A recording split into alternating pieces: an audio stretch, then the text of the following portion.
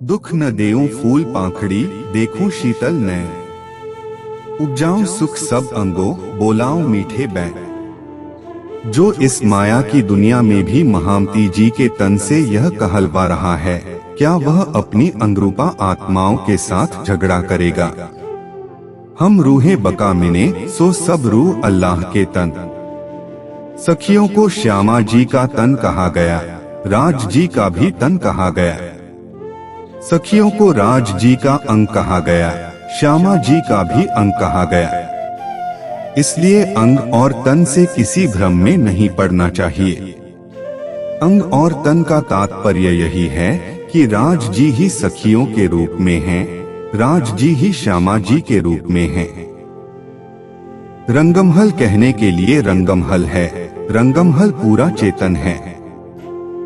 वह इस दुनिया के भवन जैसा नहीं है जो ईंटों और पत्थरों से चुनकर बना और रख दिया गया।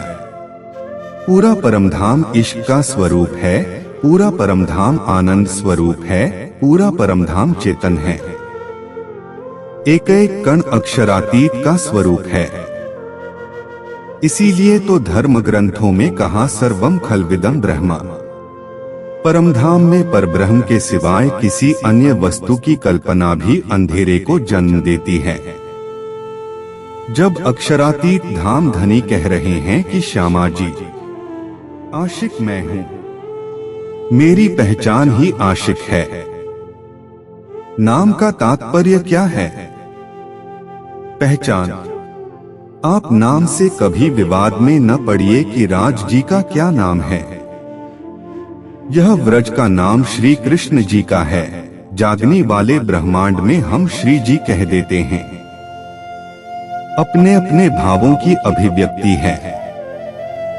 लक्ष्य रखिए अक्षरातीत धाम धनी पर। जिन्हें व्रज का नाम प्रिय हो वे श्री कृष्ण जी कहें, जिन्हें जागने का स्वरूप प्रिय हो वे श्री जी कहें। इसमें किसी विवाद में पड़ने की आवश्यकता नहीं है। हाँ, यह जरूर है कि इस जागने के ब्रह्मांड में जो श्री प्राणनाथ जी के स्वरूप की पहचान नहीं करेगा, उसको पश्चाताप अवश्य करना पड़ेगा। इंद्रावती जी भी कहती हैं, साहेब चले वतन को, कहे कहे बोहोतक बोल।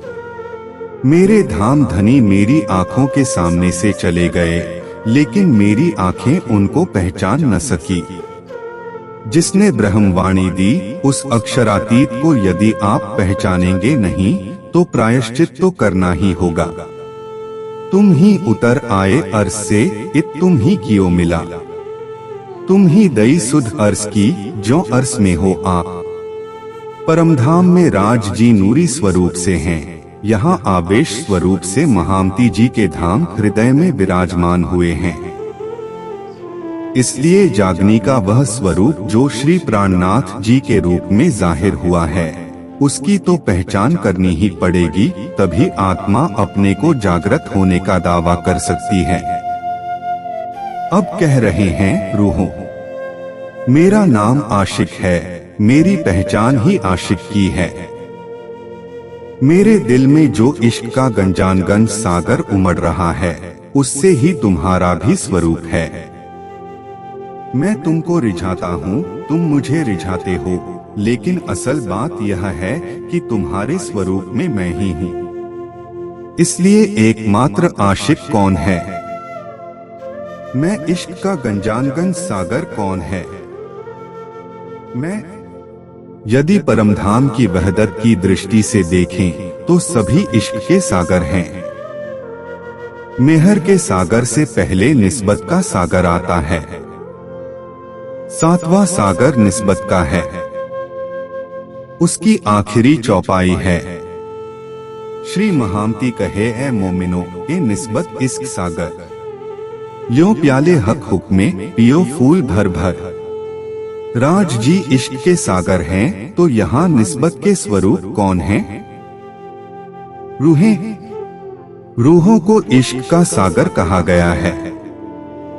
इस संसार में हमारी स्थिति क्या है? सब अंग हमारे हक हाथ में, इश्क मांगे रोए रोए। सब अंग हमारे बांध के, हक आप करे हांसी सोए। इश्क हमारे पास है नहीं। हम तो शरीयत और तरीकत की दीवारों से अपना सिर टकरा रहे हैं। अक्षरातीत धाम के धनी परम धाम की तरफ हमारी सुरता को ले चलने के लिए कहते हैं। लाओ प्यार करो दीदार, इश्क लाओ तो मैं तुमसे मिलूंगा। इश्क बिना न पाए ए जो नूरत जल्ला हक। हमारा इश्क कहाँ गया? क्योंकि हमारी नजर उन जीवों पर पड़ गई है जो जन्म जन्मांतरों से माया के अंदर भटकते रहे हैं। उनको कुछ भी पता नहीं है कि परमधाम कैसा है। परमधाम के दीदार के लिए, युगल स्वरूप के दीदार के लिए हमें किस तरह से माया की तृष्णाओं को छोड़ना पड़ेगा। धाम धनी अपनी पहचान बता रहे हैं कि श्यामा जी, मेरा नाम ही आशिक है। इश्क मेरा रूहंसो, मेरा इश्क किससे है? आत्माओं से। आत्मा किसको कहते हैं? कल्पना कीजिए कि मैं हूं यहाँ। यदि मेरे शरीर से रूह निकल जाए तो मेरा शरीर कैसा हो जाएगा? जिंदा रहूंगा या मुर्दा?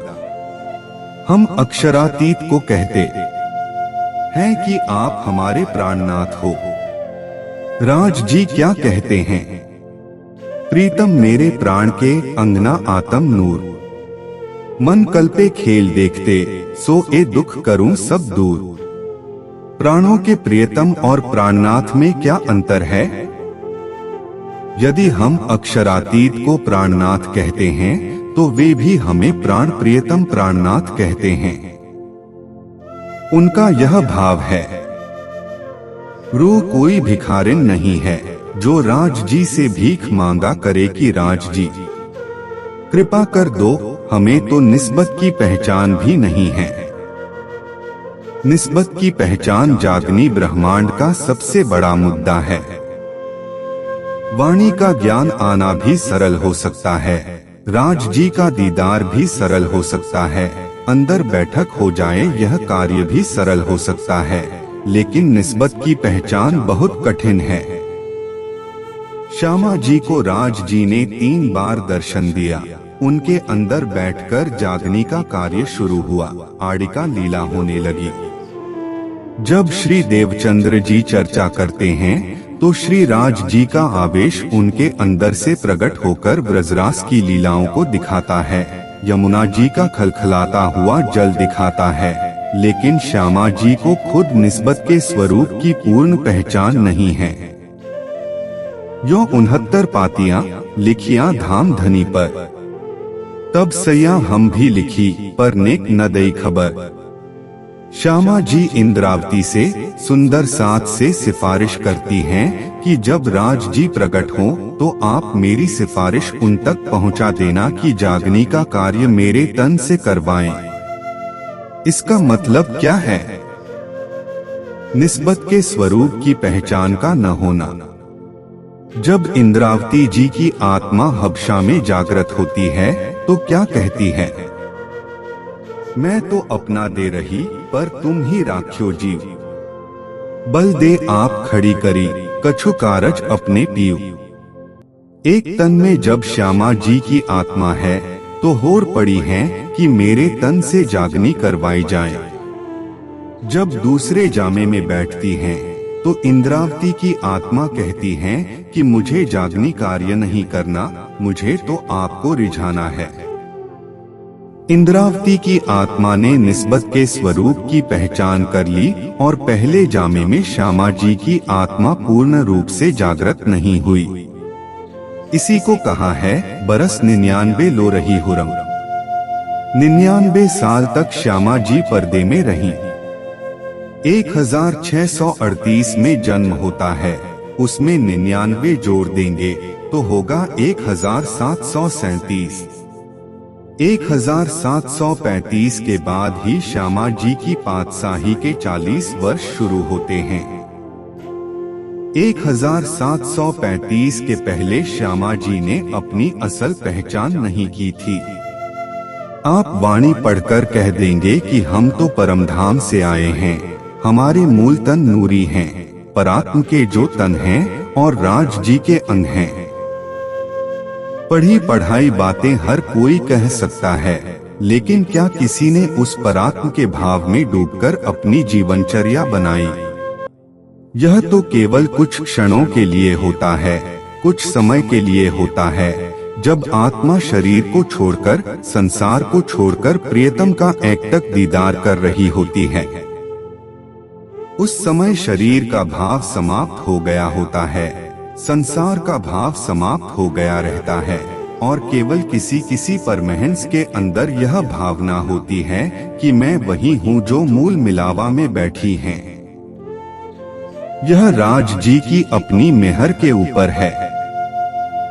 श्यामा जी के अंदर बैठ गए हैं, श्यामा जी के तन से जागनी हो रही है, सुंदर साथ उनको राज जी का ही स्वरूप मान रहा है, फिर भी निस्बत की पूर्ण पहचान नहीं है। इसलिए जित निस्बत तित सब, जिन्होंने निस्बत को जाना उन्होंने सब कुछ जाना। कल्पना कीजिए कि यदि आपने निस्बत की पहचान कर ली है, तो राज जी के आगे कटोरे लेकर भीख क्यों मांगते हैं कि राज जी आप हमारा काम कर दीजिए, हमारा बिजनेस ठीक चला दीजिए, हमारे बेटे की नौकरी लगा दीजिए, तो हम पाठ रख लेंगे। यह भीख मांगने की आदत क्यों? क्या आपने निस्बत के अधिकार को समझा? निस्बत का क्या कर्तव्य है, क्या हमने यह समझा? यदि निस्बत के कर्तव्य को हमने समझ लिया, तो राज जी हमारे दिल में पहले नंबर पर होने चाहिए। हम उन्हें दूसरे, तीसरे, चौथे, पांचवें, छठे नंबर पर रखते हैं, और पाठ रखकर, मेहर सागर का पाठ कराकर, जाप कराकर हमने अक्षरातीत को दुनिया के भगवानों की तरह बना दिया। स्पष्ट है कि न हमें निस्बत की पहचान है, न निस्बत के अधिकार की पहचान है, और न निस्बत के कर्तव्य की पहचान है। अक्षरातीत कह रहे हैं, इश्क मेरा रूहन सो, मेरा इश्क आत्माओं से है। वे आत्माएं जिनके बिना मेरा भी अस्तित्व नहीं है। जैसा मैंने अभी कहा, यदि मेरे शरीर से मेरी आत्मा निकल जाएगी, तो मेरे शरीर को या तो जलाया जाएगा, या तो मिट्टी में दफन कर दिया जाएगा। मेरा अस्तित्व आत्मा से है। उसी तरह से अक्षरातीत को सच्चिदानंद तभी कहा जा रहा है जब वे आनंद की क्रीड़ा करते हैं। यदि आनंद रूप आत्माओं के बिना उसकी लीला नहीं हो सकती, तो संसार को क्या पता चलेगा कि अक्षरातीत कौन सी बला है, कौन सच्चिदानंद है। यदि अक्षरातीत परमधाम में अकेले बैठे रहा करें, तो उनको सच्चिदानंद कैसे कहा जा सकता है। इस प्रकार जो रूहें हैं, जो श्यामा जी हैं, उनके प्राणनाथ अक्षरातीत हैं, और राज जी के प्राणनाथ श्यामा जी तथा सखिया हैं। यहाँ प्राणनाथ शब्द से तात्पर्य किसी व्यक्ति विशेष से मत समझिए। प्राणनाथ का तात्पर्य है जो हमारे जीवन का सर्वस्व है। आशिक इन चरण की, आशिक की रूह चरण। रूहें क्या हैं? धनी के चरणों की आशिक हैं, और आशिक की रूह चरण, धनी के चरण ही रूहों के जीवन के आधार हैं। यानी परमधाम की ब्रह्म सृष्टि धनी के चरणों के बिना रह ही नहीं सकती। चरणों का तात्पर्य केवल ये पैर का भाव नहीं, यहाँ लाक्षणिक भाव दर्शाया गया है। जैसे कोई व्यक्ति किसी पूज्य के पास आता है तो पूछता है कि कैसे आए हो। वह कहता है कि हम तो आपके चरणों में आए हैं। भाई, चरण तो अधिक से अधिक किसी का 1 फीट लंबा होगा। 6 फीट का आदमी चरणों में थोड़े ही आएगा। आया तो कमरे में है, लेकिन पास आने के लिए कहा जाता है कि हम आपकी सान्निध्यता में आए हैं। उसी तरह यदि हम कहते हैं कि हम तो चाहते हैं कि आपके चरणों में रहें, आपके चरणों में बसे रहें, यानी चरण का तात्पर्य स्वरूप से है। परमधाम की ब्रह्म सृष्टि युगल स्वरूप को एक पल के लिए भी अपने दिल से अलग नहीं कर सकती। पाव पल छोड़े नहीं, भला चाहे आपको जो अपना भला चाहते हैं। इस संसार में उनके लिए राज जी की तरफ से एक ही सिखापन है कि एक पल के चौथाई हिस्से के लिए भी अपने दिल से युगल स्वरूप की छवि को न भुलाएं। मेरा उम्मत में आराम। धाम धनी कहते हैं कि मेरा आराम किसमें है, मेरा सुख किसमें है। ब्रह्म सृष्टियों में, ब्रह्म सृष्टियों के रूप में कौन है? मैं ही तो ब्रह्म सृष्टियों के रूप में हूँ, मैं ही तो श्यामा जी के रूप में हूँ। लीला रूप में कोई कुछ बनता है, कोई कुछ बनता है। जब दुनिया के भावों से सोचेंगे तो क्या होगा? बंदर साग भाजी के टोकरे ले जाकर पहुंचा देते हैं और सखियां पशु पक्षियों पर बैठकर सवारी करती हैं, क्योंकि इस दुनिया में ऐसा होता है। यही भाव परमधाम की लीला को समझने के लिए केवल दर्शाया गया है। यदि हम परमधाम की वहदत की दृष्टि से देखें तो जो बंदर बने हैं वे कौन हैं? जो पशु पक्षी सखियों को अपने ऊपर बैठाकर उड़ते हैं, चलते फिरते हैं, वे पशु पक्षी कौन हैं? श्री राज जी के सिवाय जब कोई दूसरा है ही नहीं, तो लीला रूप में वही दृष्टिगोचर हो रहा है। यदि हम उसे आत्मिक नजर से देखें तो स्थिति कुछ और हो जाएगी। हकीम इलम ऐसा दिया हुआ इश्क 14 तबक, मूल डाल पात पसरिया, नजरों आया सबन। यह इल्म की महिमा है। इस खुदाई इल्म ने हमें यहाँ बैठे बैठे परमधाम के 25 पक्षों में घुमा दिया। युगल स्वरूप की शोभा श्रृंगार को दिल में बसा दिया। यदि हमने अपने दिल में इश्क के सागर को बसा लिया तो स्थिति ऐसी भी बन सकती है कि जिस प्रकार आँखों पर हरे रंग का चश्मा लगाने से हर वस्तु हरे रंग की दिखती है, उसी प्रकार 14 लोक भी हमें इश्क से लबालब दिखने लगेगा। लेकिन यदि हमने अपने दिल में प्रेम के स्वरूप को नहीं बसाया तो यह संसार श्मशान की तरह कष्टकारी प्रतीत होगा। कलश हिंदुस्तानी के अंदर कहा है, इस बड़ारे सबन में ना कोई इश्क समान, एक तेरे इश्क बिना उड़ गई सब जहां। धाम धनी, यदि आपका इश्क मेरी आत्मा के अंदर नहीं आया तो उड़ गई सब जहान, यानी संसार हमारे लिए निरर्थक है, और इश्क आ गया तो भी निरर्थक है। इश्क आ जाएगा तो दो बातें होंगी। इश्क आ जाने पर जब दिल में युगल स्वरूप बस जाएंगे तो संसार का मोह नहीं रहेगा। संसार रहते हुए भी हमारे लिए नहीं रहेगा, लेकिन इसमें प्रियतम के प्रति इश्क की छाया हमें दिखाई पड़ेगी। दोनों में अंतर है। इश्क नहीं है तो हमारा जीवन वीरान हो जाएगा। हमारी आत्मा वीरानगी का अनुभव करेगी कि संसार में क्या है। जब प्रियतम दिल में बस जाएगा तो निश्चित है कि जित देखूं तित श्याममयी की स्थिति बन जाएगी। महामती जी के धाम हृदय में बैठकर अक्षरातीत अपनी पहचान दे रहे हैं। इस मेरा रूहंसों मेरा उम्मत में आराम। ब्रह्म सृष्टियों को आनंद के सागर में डुबोने में ही मुझे आनंद आता है। अक्षरातीत के पास सिफारिश करने की कोई आवश्यकता नहीं पड़ती। हम सिफारिश किससे करवाते हैं? किसी बड़ी हस्ती को देखते हैं तो उससे सिफारिश करवाते हैं कि मेरी आत्मा की बात राज जी तक पहुंच पा रही है या नहीं।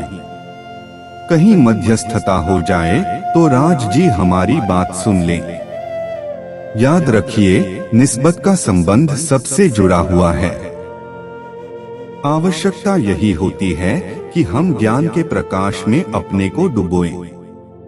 यदि किसी महान विभूति से हमें ज्ञान का प्रकाश मिलता है तो उस ज्ञान के प्रकाश को लें।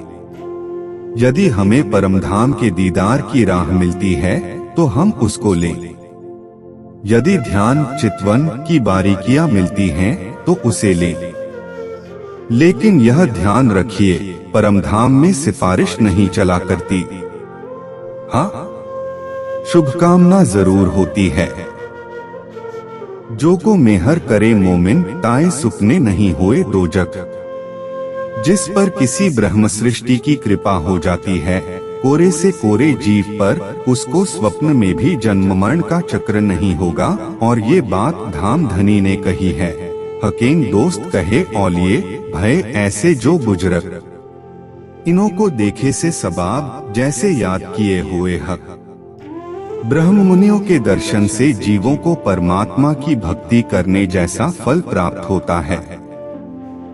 किसी ब्रह्म मुनि परमहंस की सान्निध्यता में आप रहेंगे तो उसका परिणाम यह होता है कि आपके जीव का कठोर स्वभाव धीरे धीरे नरम पड़ना शुरू हो जाता है। जिस तरह से कबीर जी ने कहा है, कबीरा संगत साथ की जो गंधी का वास, जो कुछ गंधी दे नहीं तो भी बास सुबास। कहीं इत्र बिक रहा हो, यदि इत्र बेचने वाला इत्र की एक बूंद न भी दे तो सुगंधी को रोक नहीं सकता। सुगंधित गुलाब के फूलों के पास खड़े हो जाइए तो हवा के झोंके उसकी सुगंधी आप तक पहुंचा ही देंगे। इसलिए किसी महान विभूति की सान्निध्यता में रहकर उसके गुणों को आत्मसात करने के बाद भी उस मंजिल तक पहुंचा जा सकता है। इसलिए यह तो जरूर करना चाहिए कि जहाँ से ज्ञान का प्रकाश मिले, प्रेम की राह मिले, परमधाम की ज्योति मिले, वहाँ से उस लाभ को अवश्य लेना चाहिए। लेकिन यह सोचना कि राज जी सिफारिश पर खुश हो जाया करते हैं, निस्बत के अधिकार को, निस्बत के कर्तव्य को गंवाना होता है।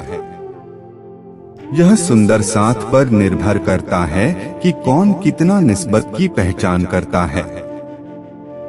देखना है कि निस्बत की पहचान कर कौन इश्क ईमान लेकर दौड़ लगाता है और अपने दिल में धनी को बसाता है।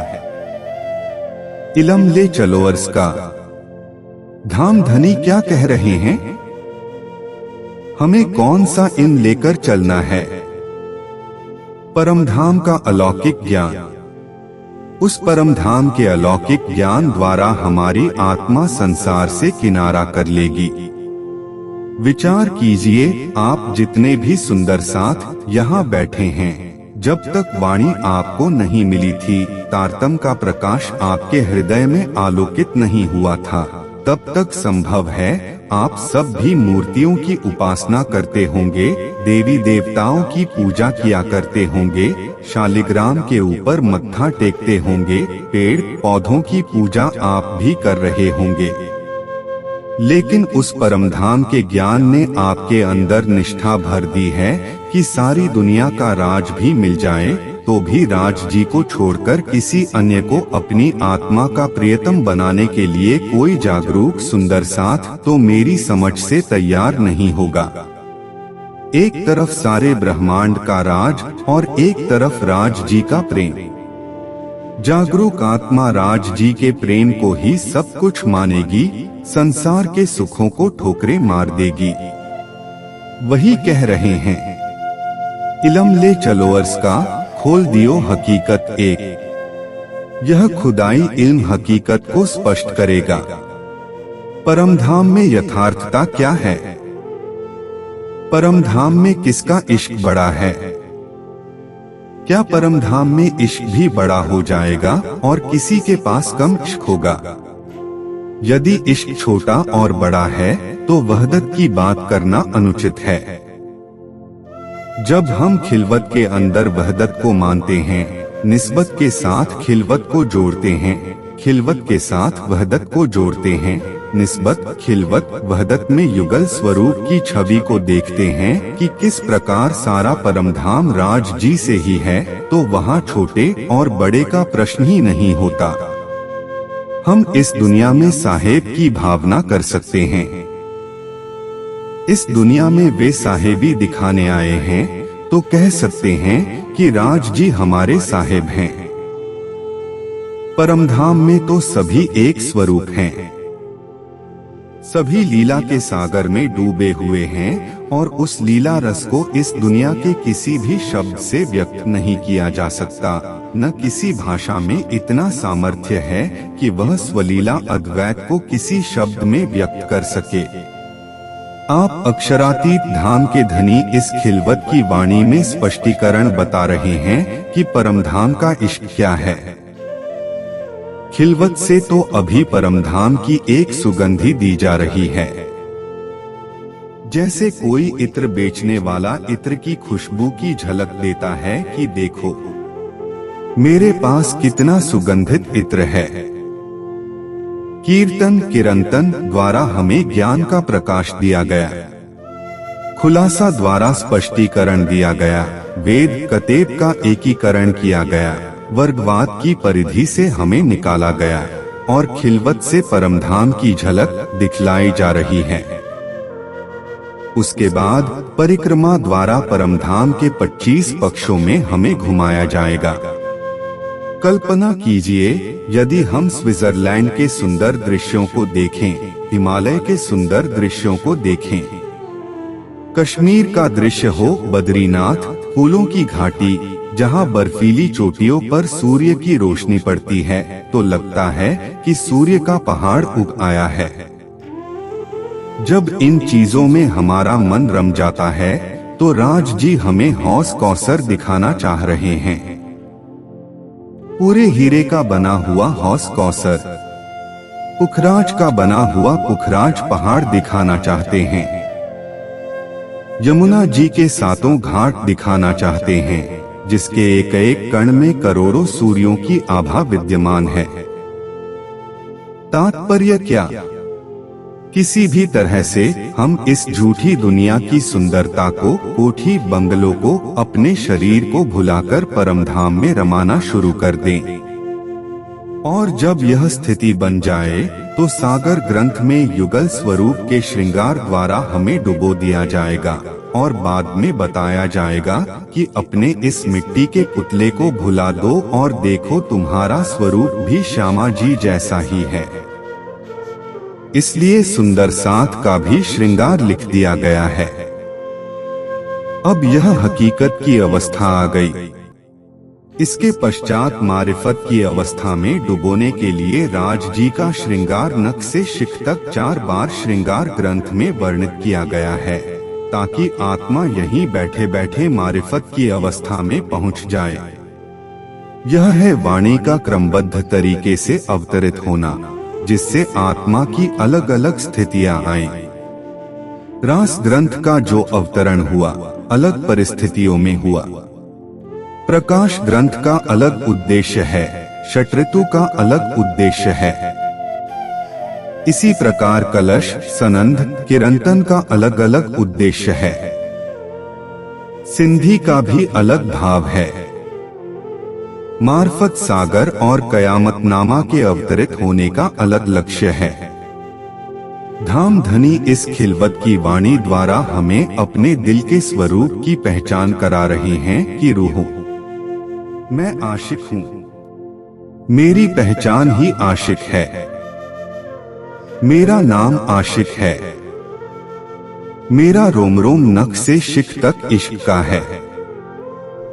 मैं तुमसे इश्क करता हूँ, तुमको इश्क देता हूँ, तुमसे इश्क लेता हूँ। तुम्हारे स्वरूप में मैं ही हूँ और तुमको आनंद देने में ही मेरा आनंद है। इस खुदाई इल्म द्वारा तुम सारे रहस्यों को जान सकते हो जो परमधाम में भी कभी तुमने नहीं जाना था। भूल गईया आप अर्ज को। धाम धनी कहते हैं कि रूहो तुमने इस संसार में आने के बाद स्वयं को भुला दिया और अपने परमधाम को भुला दिया। क्या आप जानते हैं कि आप कौन हैं? हम वाणी पढ़ते हैं, पढ़ते समय कह देंगे हम परमधाम से आए हैं, खेल देखकर जाएंगे। लेकिन जहाँ विद्वत मंडल भी बैठा होगा, समाज की बड़ी बड़ी महान विभूतियाँ भी बैठी होंगी, वे भी वर्ग के नाम पर, समाज के नाम पर, क्षेत्रीयता के नाम पर कहीं न कहीं मतभेदों में खोई रहेगी। सबने किसको पहचाना है? क्या किसी ने अपनी आत्मा के स्वरूप की पहचान की? सबने तो अपने शरीर को पहचाना। यह शरीर किस कफल खानदान से जुड़ा हुआ है? किन सामाजिक परिस्थितियों में पल रहा है? गरीब है, धनी है, ऊंचे खानदान का है, नीचे खानदान का है, किस प्रांत का रहने वाला है? हमने पहचान तो इतनी ही सीमित कर दी है।